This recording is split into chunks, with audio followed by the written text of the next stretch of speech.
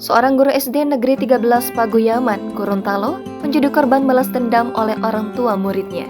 Wulan Haji, guru SD Negeri 13 Paguyaman menjadi korban balas dendam oleh salah satu orang tua muridnya. Niat hati menertibkan rambut panjang muridnya, Wulan Haji malah mendapatkan balasan brutal dari orang tua murid tersebut pada Senin 9 Januari lalu. Walhasil, kepala Wulan Haji tampak pelontos bagian akibat perlakuan balas dendam tersebut. Menanggapi insiden ini, Kepala Bidang Pembinaan Pendidikan Dasar Dinas Pendidikan Pemuda dan Olahraga Kabupaten Bualemo, Gorontalo, Arianton Tahiju buka suara. Arianton mengatakan pihaknya telah menegur orang tua siswa dan mengatakan tindakannya dilakukan sudah melampaui batas kewajaran. Tindakan tersebut bahkan melecehkan martabat guru. Arianton mengatakan guru tersebut bisa meminta perlindungan hukum kepada pihak terkait.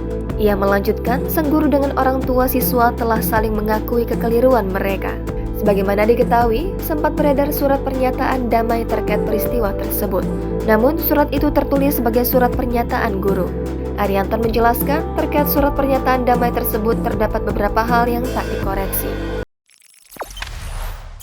Jangan lupa subscribe, share, komen, dan like ya!